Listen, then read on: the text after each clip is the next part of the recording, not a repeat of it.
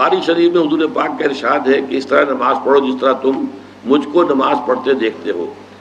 سوال یہ کہ حضور نے کس طرح نماز پڑھی، جبکہ بخاری شریف میں حضور نے رفع یدین کی نماز پڑھی ہے۔ بخاری شریف میں حضور نے رفع یدین کی نماز پڑھی ہے۔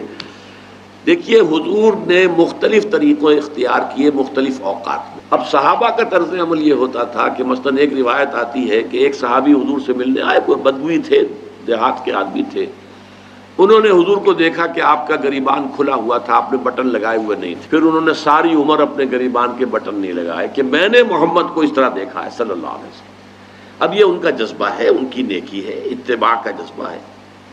یا ایک سفر میں کسی کو دیکھا، کسی نے دیکھا کہ حضور ایک درخت کے نیچے سے ہو کر گزرے، اب وہ جب بھی جاتے تھے ادھر اس کے نیچے سے ہو کر گزرتے تھے، چاہے اس کی کوئی مقصد نہیں، لیکن یہ بھی ایک اتباع کا جذبہ ہے۔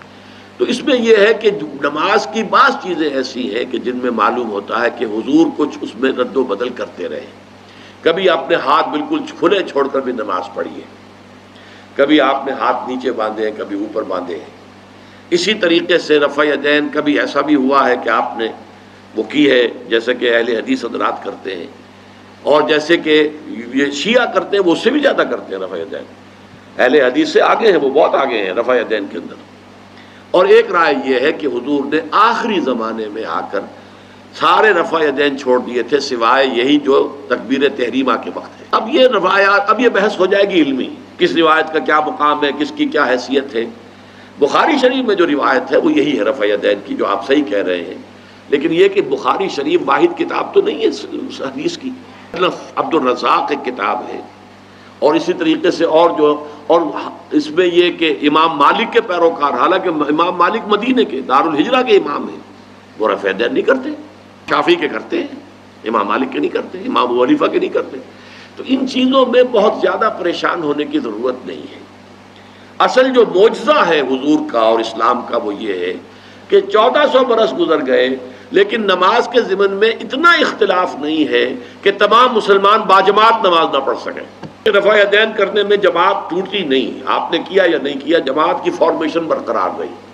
فرض کیجئے کوئی شخص یہ سمجھتا کہ پہلے سجدہ ہے پھر رکوع ہے، اب یہ دو آدمی ساتھ نماز نہیں پڑھ سکتے، جن میں سے ایک کے نزدیک پہلے رکوع ہے پھر سجدہ ہے، دوسرا یہ سمجھتا کہ نہیں پہلے سجدہ ہے پھر رکوع ہے، نہیں ہو سکتی، ان کی جماعت اب جمع نہیں ہو سکتی۔ یا کسی کا یہ خیال ہو کہ جیسے ہر رکعت میں رکوع ہے کہ سجدہ بھی ایک ہے، وہ ایک سجدہ کر کے کھڑا ہو جائے، اب ظاہر بات ہے دوسرا شخص جس کے نزدیک دو سجدے ہیں وہ ایک اور سجدہ کرے گا، فارمیشن ٹوٹ گئی، اب وہ ساتھ نماز نہیں پڑھ سکتے۔ 1400 برس بیت گئے، مشرق بعید سے مغرب بعید، پوری دنیا، آج تو کوئی کونا ہے ہی نہیں جہاں مسلمان نہ ہو، لیکن جو سالڈ مسلمان جو ہیں وہ تو آپ سمجھیے کہ انڈونیشیا سے لے کر موریتانیہ تک تو مسلمانوں کی کتنی بڑی تعداد، لیکن کہیں ایسا نہیں ہے کہ آپ کی فارمیشن ٹوٹتی ہو۔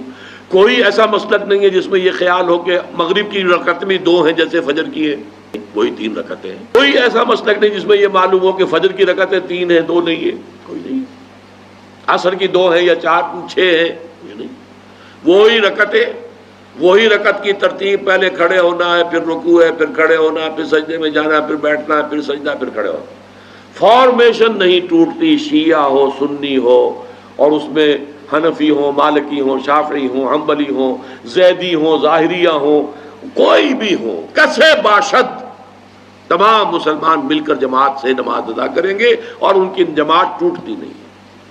یہ ہے جس کو ہمیں سمجھنا چاہیے۔ یہ کیوں ہے؟